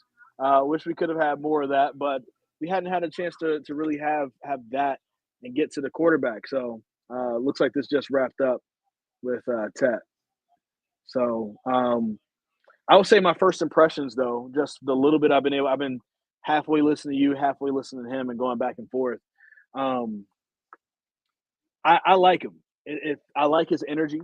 I like the way he's talking about joining the team. He seems to be excited to be a Carolina Panther, and that's an important thing. We've seen, some guys who seem like they're not as excited to be with the Carolina Panthers in the past. He seems like he's very much so excited to be there, and not only just because of that, he seems like he likes Dave Canales and believes in Dave Canales, which is going to be really good.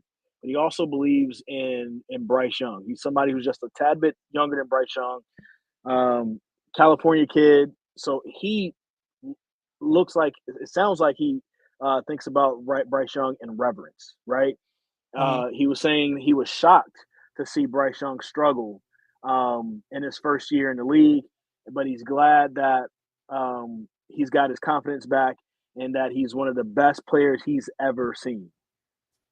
So he's excited to play with the guy that he considers to be one of the best players he's ever seen. We'll see if that confidence in Bryce gives Bryce even more confidence now that he has this extra weapon and he can take his game up to the next level. Sounds like it's going to be a fit not only on the field, but also it'll be a fit in the locker room. That's a big thing. I just really hope that what you're giving up as far as pass rushing is concerned, that the offense, and you said you gave the stats earlier, their Panthers for most, offensive metrics floating in that, 23-24 range in 2024. I just hope that they're able to jump up into the top half of the league in those offensive metrics, yards per game, points per game, things like that with this instead of going after the pass rush, right? I think I would have been fine with maybe a top 20 offense if the defense could have moved up to 20. Now we're getting even there. Now it's even on both sides of the ball because it really felt like there were a lot of games where if the offense didn't play perfectly, if they punted one time, if they didn't score in the red zone, then you knew the defense wasn't stopping the other team. So the offense had to be the one to win you the game. There wasn't complimentary football, as in, Bryce, you went and scored. Now we're going to go get a big fourth quarter stop and get you the ball back so that we can run the clock out. That didn't happen last year, right? No. And so what I was hoping for was incremental slide up for the offense. Maybe the offense can, notch up to about 20. Especially with that continuity. And then defense goes from 32, 20, 21, maybe 19 in that little area. And now we're even. So now when we go into the 2026 draft and 2026 offseason free agency, we can start moving up like this. Yeah. Together. And so now I'm afraid that we're here on defense, we're here on offense, right? And I think on defense we're going to do this, right? Yeah. Offense, we're going to do this. And so now it's still going to be the same problem because I'm very much so confident in them stopping the run. But are they going to be able to, whoever they're going against, whether it's Kirk Cousins, Michael Penix for Atlanta, whoever else we're going to go against this season. I think we see Seattle, so we might see Sam Darnold this year. True. If we're going to be in the fourth quarter and we need to get that big stop, it's third down, it's an obvious passing situation. Are we going to be able to get to the quarterback? Yeah. Big time question. I'm just not confident right now. I want the offense and defense. I want the offensive defense right here, Chris. I want alignment. I want the alignment there, Chris. Here's something to keep in mind as well. Back in 2017, the Carolina Panthers had two guys get double-digit sacks. Mario Addison and Julius Peppers each had 11. Since then, Chris, since 2017, again, where Mario Addison and Julius Peppers each had 11 sacks. Only 2 players in the 7 seasons since have reached double-digit sacks. Hassan Reddick Brian Burns in 2021 and Brian Burns in 2022. In the last 7 years, 2 guys have reached double-digit sacks on a season. Hassan Reddick in 21 and Brian Burns in 22. That's it. That's it. You know, But in the last 5 years now, we've drafted 4 wide receivers in the first 2 rounds. what does that look like? What do their stats look like? Oh, I can tell you. Terrace Marshall Jr. Oh man, played 43 games, had 67 catches for 808 yards. is for the Terrace in the Carolina league Panthers. right now? Is he in the league? He was on a practice squad he with land on the team? Vegas. Okay. Yeah, he was practice squad with Vegas. Jonathan Mingo in 32 games had 60 catches for 585 yards. Xavier Legette last year in 16 games had 49 catches for 497 yards. They combined for 5 touchdowns, those 3 guys. Listen, this is going to be pressure on Tep. This is also going to be pressure on Xavier Legette. Oh, yeah. These guys better be T and Jamar. They don't have to be that good. You know what I'm saying? No, and no tandem in the league is going to be. But like y'all got to be a top 10 duo though. Like by next year. You know what I'm saying? Like by next year. And I hate to put a rush on that, but like if we're gonna sacrifice pass rushing, which is important, we just saw how the Eagles won the Super Bowl. We watched that, right? You saw the same game I saw, right? Yep, watched it. When Patrick Mahomes has lost the Super Bowl both times is when a defense made him uncomfortable and he couldn't throw. And boy, he looked even more uncomfortable in this game versus the Eagles. At least he had a chance to come back before against the Buccaneers. And he was still uncomfortable in that game. He had no chance against the Eagles. We just saw how championships are won. Chris, let's wrap up. Let's wrap up on this. By the way, thanks everyone again for joining us and watching. We'll have more reaction videos for the entire draft here coming up. So again, make sure you are subscribed. So we talked about, and now the last 5 drafts in rounds 1 and 2, the Panthers have selected 4 wide receivers. Let's go back with the previous 10 drafts. So not counting this currently 2025 one. So premium picks, right? Rounds 1, 2, 3, because those are generally all in the top 100. 1, 2, 3. Those are the premium picks. Days 1 and 2 of the draft. These are guys that were drafted on the defensive front. I'm talking guys, hands in the dirt for the Carolina Panthers in rounds 1, 2, and 3. So starting at 2015, Shaq Thompson, off-ball linebacker, not going to count him. I'm talking defensive lineman. Vernon Butler, first round, 2016, pick 30th overall. Deshaun Hall, 2017, third round, 77th overall. I remember Deshaun Hall. I had a lot of hope for him, and he just fizzled out. Brian Burns, 16th overall in 2019. Mm-hmm. Okay. Derrick Brown, 2020, 7th overall. Etor Gross-Matos, 38th overall, that same year. And DJ Johnson, 80th overall in 2023. So we're looking at like that. I literally just gave you over the last 10 years the amount of guys on the defensive front that actually have their hands in the dirt that were drafted with premium picks. I'm talking rounds 1, 2, and 3. Rounds 1, 2, and 3. That's the list of guys. And we wonder why we still have the question about who can get to the quarterback. Because this franchise over multiple front offices has not put the emphasis on drafting guys with their hand in the dirt on defense that actually impact the quarterback. And all those guys I just listed, one still remains on the roster. I take that back. 2. DJ Johnson, Derrick Brown. That's it. If DJ Johnson makes the 53. If he makes the 53. Keep that in mind. That is a big if. And we wonder again why we still bring up the questions about defense with this team. It's because you're not spending premium picks on premium positions. Chris, I'm going to go back and count those number of guys again. Vernon Butler, that's 1. Your guy, Deshaun Deshaun Hall, that's Mhm. 2. Brian Burns. Brian Burns, 3. Derrick Brown, Brown. Etor Gross Matos, and DJ Johnson. 6 guys over 10 drafts. 6 over 10 drafts. Look at the last 5 years now for the Carolina Panthers. Wide receiver with a first, second, or third round pick. Wide receiver, running back, wide receiver. And also 2 quarterbacks. All first, second, or third round picks over the last 5 years now.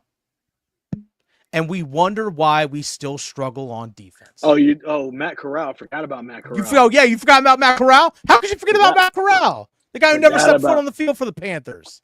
Forgot about Matt Corral, man. Hey, Tat, it's going to be a lot of pressure, buddy. Let's not lose sight of this. I hope you ball out, bro. I hope you ball out because you know what? The track record doesn't look good. I hope you put up 1,100 yards and 10 touchdowns this year, buddy, on 72 catches. 72 catches, 1,100 yards, and 10 touchdowns. Make it happen. I want you to ball out for this team, okay? But I'm still going to look at that defense and go, where y'all at? I'm still going to look and go, where y'all at? That's a big-time question mark, Chris. Huge question mark. But, we'll see what happens. There's a lot more draft to go. There's 8 picks left. Mm-hmm. And right now, we are hoping that not only the second and third rounds go well, but they find some diamonds in the rough on day 3. Guys that can stick around. Not just guys who's going to be on the training camp, the 90-man training camp roster. I really hope if the Panthers do a great job in this draft, if they pick 9, I want 7 of those 9 to be on the 53. Yeah. At least 6. 7 of those 9 to be on the 53. At least 6. I think they trade up at some point. So to me, I think they're going to draft only 7 or 8 guys. Yeah. So I think they are going to move up, especially in the second round. Looks like here, Quizzical Monk said, yeah, we sacrificed defense with the pick, but what if the rest of the picks are defense and maybe a tight end? I hope they're defense because they need it. Because now you're at the point of where you have to go for need. Like, you have to go for need now. Yeah. Because your needs are you still need a safety to start. You still need someone, an edge rusher. And by golly, Chris, we mentioned it earlier today, after you get outside of J.C. Horn, Mike Jackson, and your nickel corner and Shaw Smith-Wade, yet Shamar Bartholomew. Like, who's the other corner? And we know J.C. Horn's injury history. We know J.C. Horn's injury history. Like, it's a real thing that you have to take into account. I know you just paid him a bunch of money, but history has told us every year he's been in the league, he has missed time due to injury. Those are needs this team needs to fill, and they got to start doing it. Second round, be aggressive and get guys that can plug and play right now, not Band-Aids. And again, you're picking second, third, and fourth round guys on defense. Are those premium guys? Are they really going to be premium guys? Big time question mark. And Jalon Walker's an Atlanta Falcon. We will be here for you guys for sure. Dennis, I hate to cut my part short. I know you got to go. I got a sports cast to go do in just that a bit. You do. I got to get this Tet sound edited. I got it up on the editing computer. Wait a minute, can you see? There we go. I got it up on the editing computer, so I got to go. I got to go do that. So, all right. So everybody. For Chris, I'm going to go ahead and take you down. You're the man. Thanks for chatting for the last hour and a half with me. I really do appreciate you. But no have a good sportscast. Make sure you follow at Chris Lea TV on all the socials. So, Chris, be good, my man. Yes, sir. All right, so I'm going to wrap things up here with Panthers Playbook. I might go ahead and roll through some of the questions that you guys have here again. Jadeveon went to 20. As Rory Blake of Aging pointed out, Jadeveon went to Denver. I actually had someone connected close to the Carolina Panthers. That some people asking about Jadeveon, if he could potentially be a pick for the Panthers. And someone told me if they trade into the back half of the first round, like traded down from 8 to somewhere like in 18 to 25 range, that Barron could have been a selection for them. And one of the things I was told about Jadeveon, that one of the reasons why he wasn't high on the board for them is because he'll turn 24 in December. So by the time his rookie contract actually runs up, if you pick up a fifth-year option, he's going to be 28 years old. And that's not someone you want to be giving a second contract to, someone that's 28, if you're going to look to extend them for 4 or 5 years. So that's actually something that I had someone pretty close to the Carolina Panthers organization tell me. Told me that actually just a couple of days ago. Brad brings up a good point. Evero is a lame duck defensive coordinator. Great point. He is a lame duck defensive coordinator. He's in the last year of his contract. He's given the opportunity once again to try and take care of things defensively. If things don't work out, you're going to have a whole new defensive system coming in next year. And maybe that's what Dan Morgan and Dave Canales are thinking, that, hey, we'll let Evero go after this year, whether he gets hired by someone else, we'll let his contract expire. And then all these guys that they signed as free agents, you can kind of help carry over into the next guy. You can rebuild your team through the draft that way. But nonetheless, it's a real thing. That's a real thing. CJ just asked, are there any free agents still available that we can build our defense with? No.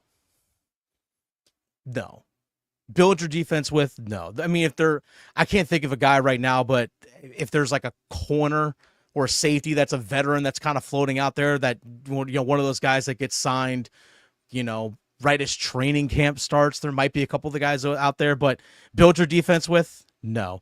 Could Shaq come back for depth? This comes from Angry Salt Shaker. Potentially, Shaq Thompson could come back. I don't know if he signed. I haven't looked and seen if Shaq Thompson is signed anywhere. I don't think he has. If he does come back, it's going to be for a veteran minimum is my guess. But the one thing about Shaq Thompson is that if he doesn't play special teams, so you're not going to hold a roster spot for a depth guy at linebacker who's not going to also contribute on special teams. Like the third, fourth guy that you have as an inside off-ball linebacker, those guys have to play special teams, something that Shaq Thompson just doesn't do. It just simply doesn't do. Another question here. Oh, Jesse Booth, thanks for you guys for all you do. Disappointed with the pick, but you never know until the season is full forth. First of all, Jesse, thank you, and also thanks to the rest of all you for joining us here as well. Yeah, disappointed in the pick, I understand, but you know what? If he turns out to be that number one guy for Bryce Young, if he turns out to be a true number one wide receiver, then good. But the question is, can the defense even give the opportunity for the offense to win games? That's something what you're asking for. Because, again, I go back to last year's game against Atlanta, and the way the offense looked with Bryce Young, it was phenomenal. You still needed overtime to win that game.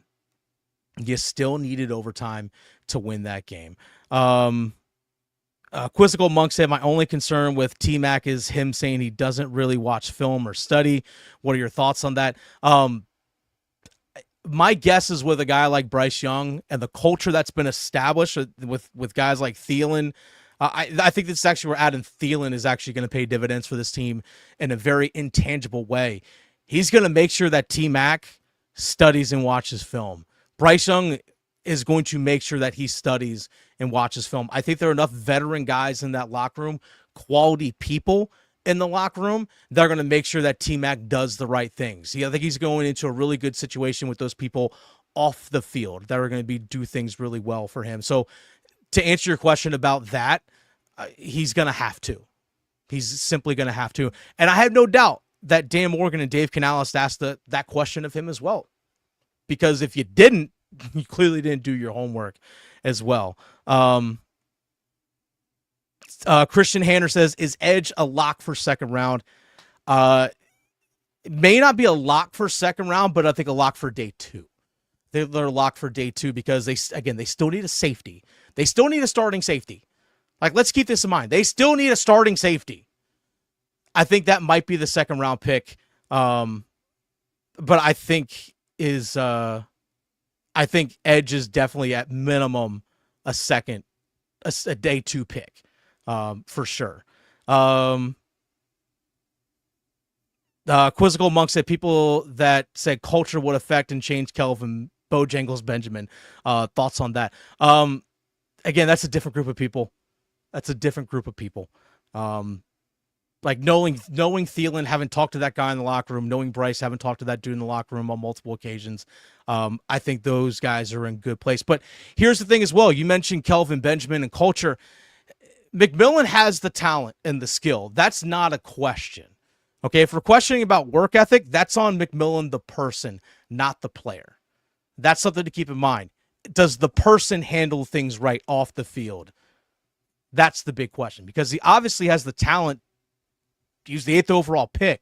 A lot of people had him in the top 15 of their draft boards. So yes, it's up to him as a person. Zach Gohan, anyone else thinking it's hard to call him T-Mac because I always think of Tracy McGrady? Yes.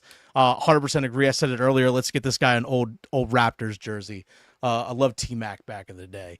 He and Vince Carter, gosh, it was an absolutely electric duo back in the day. Tom DeMay said earlier, sad thing is when a team goes 5-12 next year with a mid offense and bad defense, they will keep the same energy. Bryce needs help while a team wastes every pick desperately reaching to help him, neglecting the defense. Look, that pick 100%. This is a continuation of last year. I said, last year we saw them draft Xavier Legette, Jonathan Brooks. We saw them also bring in Jadeveon Sanders. All three of those guys drafted first, second, and fourth rounds respectively. They also signed 2 offensive linemen in Derrick Lewis and Robert Hunt. You invested a lot on the offensive side of the ball last year. And then this offseason, your whole 5 starting offensive line come back, including Brady Christensen and Cade Mays. So your top 7 offensive linemen, or 7 of your top offensive linemen, all back from last year.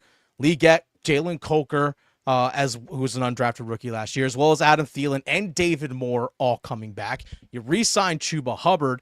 You got Tommy Tremble coming back. Obviously, your whole offensive coaching staff coming back with Dave Canales as your play caller. Everything has been built around for Bryce. Everything's been built around for Bryce Young. With the offense, all the continuity, all those guys coming back from last year. They got rid of Deontay Johnson, which Bryce Young really only played 2 games with him before he got benched. So you're not really missing him if you're Bryce Young. So Deontay Johnson's gone, and you got rid of Miles Sanders, but you brought in Rico Dowdle. Now you bring in another X-receiver, or a guy who could play an X-receiver. Yeah, everything's built around Bryce Young right now. Everything's being built around Bryce Young right now. They brought the whole offensive line back. It's the same coaching staff for the second straight year for him. All that continuity, and you got the top wide receiver on the board, again, outside of Travis Hunter. That's everything's being built around Bryce.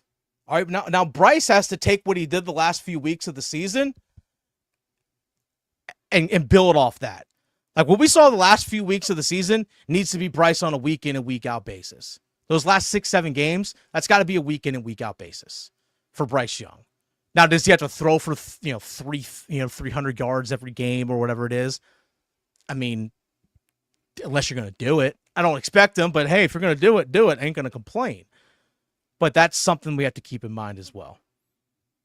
Quizzical Mug, man, Deontay Johnson had so much hype for that. So much hype for how that ended. Yeah, Deontay Johnson. What could have been?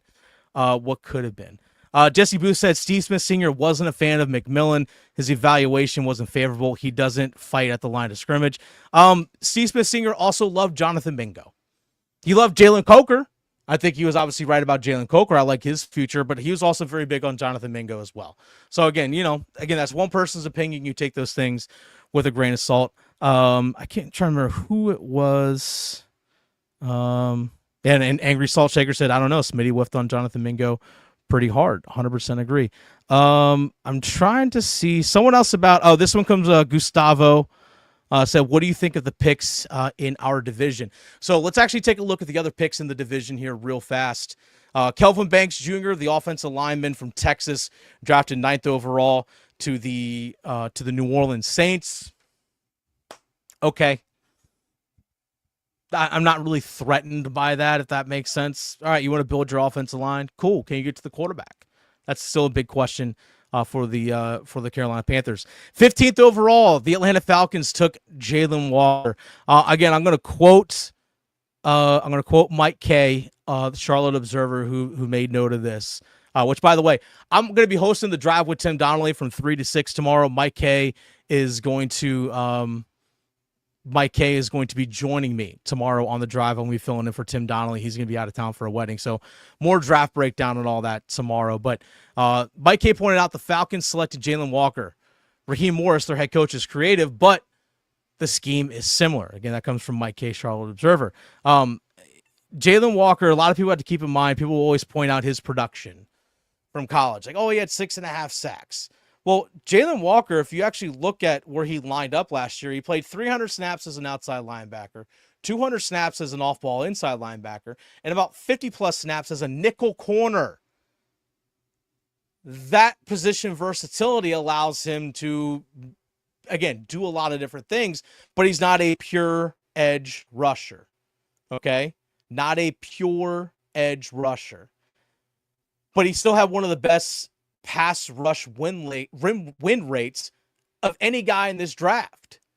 So when he lined up as an edge, as an outside linebacker, he was good. Like, he was really good at it. And he can line up in a multitude of places. That's something that the Carolina Panthers are going to have to watch out for on a twice a year now. And then the other pick inside the draft, it was Emeka Egbuka, the wide receiver from Ohio State, going 19th overall to the Tampa Bay Bucks. I mean, Chris Godwin, who's coming back off that knee injury. You have Mike Evans, who's still excellent on the tail end of his career, but still an absolutely excellent player. And you take a look at what he's going to do possibly in that offense. You're talking about a guy that is probably the best route runner of the draft, the most consistent guy. He's never going to be a burner. He's never going to be a true number one, but he's a damn good wide receiver. Okay, can this defense go cover Mike Evans, Emeka Egbuka, and Chris Godwin, along with Bucky Irvin running the football? Can they, and Baker Mayfield slinging it? That's what the Carolina Panthers have to go up now. They got to go up against that. They had trouble enough last year with Chris Godwin was hurt guarding Mike Evans. So again, all these things you got to keep in mind when it comes to the draft. So we're going to wrap things up here. By the way, I did just see that running back Amari in Hampton, a North Carolina guy, not just the University of, but from Clayton, North Carolina, went to Cleveland High School, got drafted by the Chargers. Great freaking pick. Like, I actually thought going into the draft, I said, it'd be a great spot for Hampton. I said, if it's not Denver at 20, I said the Chargers. They got Rashawn Slater on the left tackle, Joel Alt a right tackle. You got already an established quarterback in Justin Herbert and a head coach and Harbaugh that loves to run the football and control the clock like that. Man, what a great pick. What a great pick for the Chargers. I know they just signed Najee Harris from the Pittsburgh Steelers this offseason, but man, tremendous pick. Happy for that dude, for sure. Happy for that guy.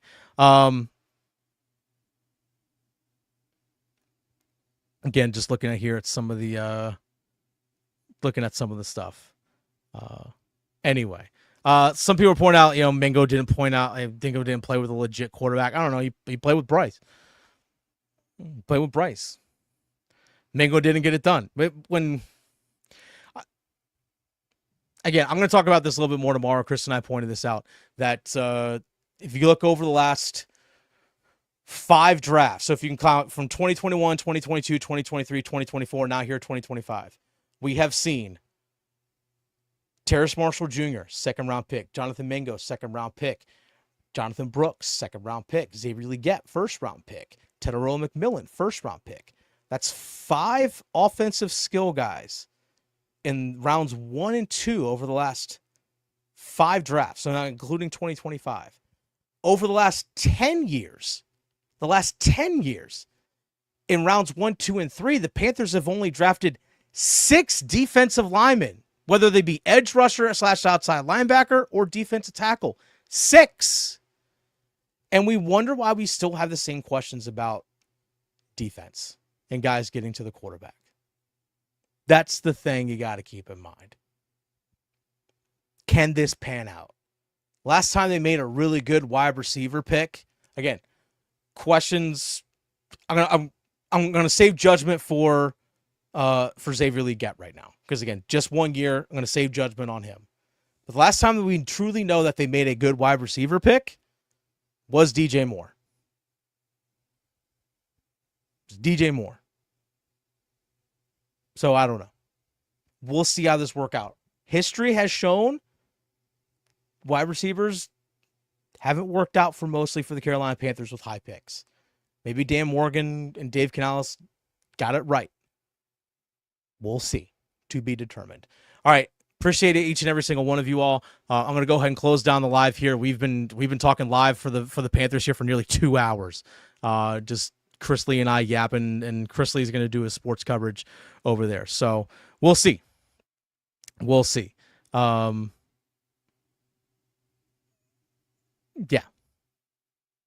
We'll see what things will turn out. Again, make sure you stay subscribed.